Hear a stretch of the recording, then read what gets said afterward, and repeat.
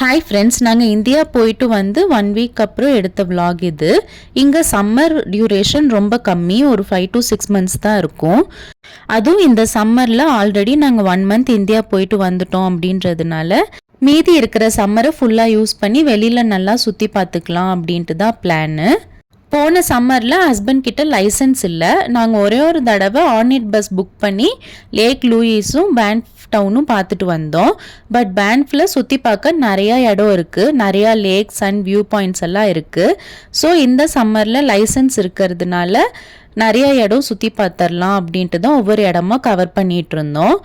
நாங்கள் மார்னிங் வீட்டிலேருந்து ஒரு 7 o'clock மாதிரி கிளம்பிட்டோம்.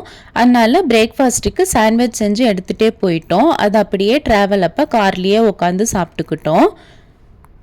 நாங்கள் இந்த தடவை கிரேசி லேக் தான் போயிருந்தோம். இது பேன்ஃபுக்கு முன்னாடி இருக்கிற கனனாஸ் கேஸில் இருக்குது. பார்க்கிங்லேருந்து பார்க்குறப்பவே வியூ சூப்பராக இருந்தது. மேக்ஸிமம் இந்த ஹில்ஸ் எல்லாமே வின்டர் டைமில் ஸ்னோ ஃபுல்லாக கவர் ஆகி தான் பார்த்துருப்போம். இப்போ சம்மர் டைமில் சன்ரைஸ்க்கு நடுவில் பார்க்கறது டிஃப்ரெண்ட்டாக இருந்தது. இந்த லேக் போகிறதுக்கு ஒரு 1.5 kilometers மலை ஏறி போகிற மாதிரி இருந்தது. நாங்கள் ஸ்டார்டிங்கில் கொஞ்சம் ஈஸியாக ஏறிட்டோம். பட் போக போக எப்படா லேக் வரும் அப்படின்ற மாதிரி ஆயிடுச்சு. இந்த தடவை நாங்கள் பாப்பா கூட்டிகிட்டு போக ஸ்ட்ராலர் எடுத்துகிட்டு போயிட்டோம். ஏன்னா அவனால் ஃபுல்லாக அவ்வளோ தூரம் நடந்து வர முடியாது. அவளை தூக்கிட்டு மலை ஏறதும் ரொம்ப கஷ்டமாக இருக்கும்.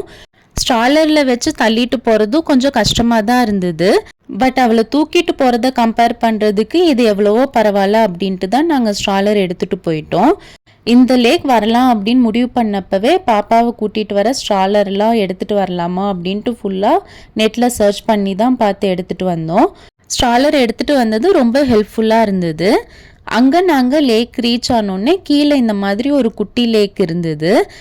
இந்த லேக் கரையெல்லாம் அவ்வளோ அட்ராக்டிவாக இல்லை, ஒரு மாதிரி கலங்களாக தான் இருந்தது. பட் அந்த ஹில் வியூ கூட பார்க்குறப்ப நல்லா இருந்தது. அதே மாதிரி கரையோரம் மட்டும்தான் அந்த கலங்கள் மாதிரி இருந்தது.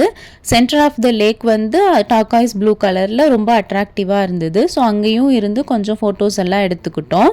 அதுக்கப்புறம் அங்கேருந்து கொஞ்சம் தூரம் அப்படியே நடந்தால் இன்னொரு பெரிய லேக் இருந்தது.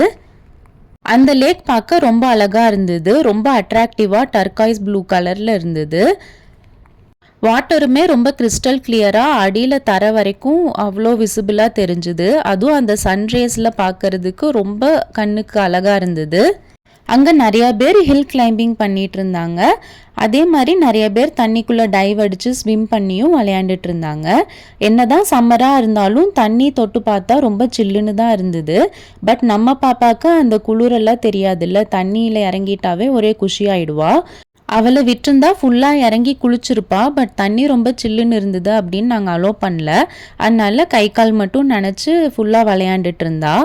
நம்ம கீழே ஒரு லேக் பார்த்தோம் இல்லையா, அதுக்கு தண்ணி இந்த லேக்லேருந்து போகுது. பட் இந்த லேக்குக்கு எங்கேருந்து வாட்டர் வருது அப்படின்னு எங்களால் கண்டே பிடிக்க முடியல.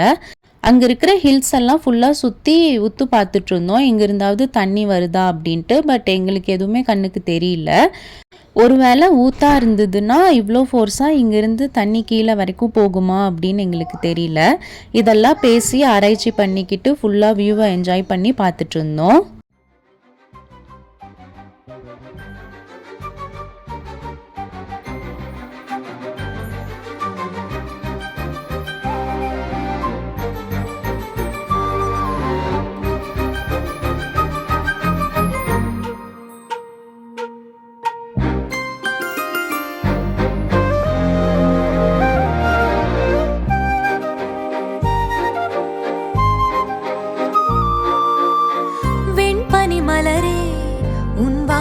உயிரில் புது சுவாசம் தருதே உன் இருவிழியால், என் ஆயுள் ரேகை புது வாழ்வு பெறுதே. காலங்கள் ஓய்ந்த பின்னும் காதல் என்ன, வாலிபம் தேய்ந்த பின்னும் கூச்சம் தான் என்ன.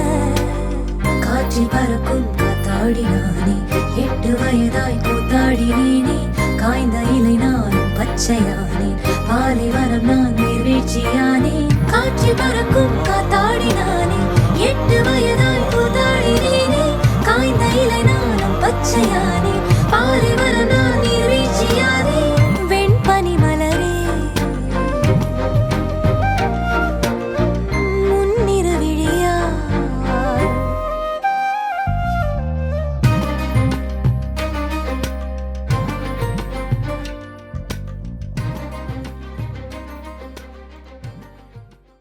அங்கேருந்து திரும்பி வர வழியில் இந்த மாதிரி ஒரு வியூ பாயிண்ட் இருந்தது. ரொம்ப சூப்பராக இருந்தது பார்க்குறதுக்கே. அதுக்கப்புறம் இவ்வளோ தூரம் மலை ஏறி வந்ததில் ஃபுல்லாக எனர்ஜி ட்ரெயின் ஆகிடுச்சு. ஸோ அங்கேயே கொஞ்சம் நேரம் உட்காந்து ஃப்ரூட்ஸ் எல்லாம் எடுத்துகிட்டு போயிருந்தோம். அதெல்லாம் சாப்பிட்டுட்டு மறுபடியும் எனர்ஜி ஏற்றிட்டு கீழே வந்து நடக்க ஸ்டார்ட் பண்ணிட்டோம். கீழே நடக்கிறது ஈஸியாக தான் இருக்கும், சீக்கிரமாக வந்துடலாம் அப்படின்னு யோசித்தோம். பட் கீழே நடக்கிறப்ப அப்படியே முன்னாடி விழுந்துடுற மாதிரி ஒரு ஃபீல் இருந்தது. ஸோ பார்த்து ஒவ்வொரு அடியாக எடுத்து வச்சு பொறுமையாக வந்துட்டுருந்தோம். அப்புறம் அங்கேருந்து அப்படியே லஞ்ச் சாப்பிட்றதுக்காக கேப் லேக் அப்படின்ற ஒரு இடத்துக்கு தான் போயிருந்தோம்.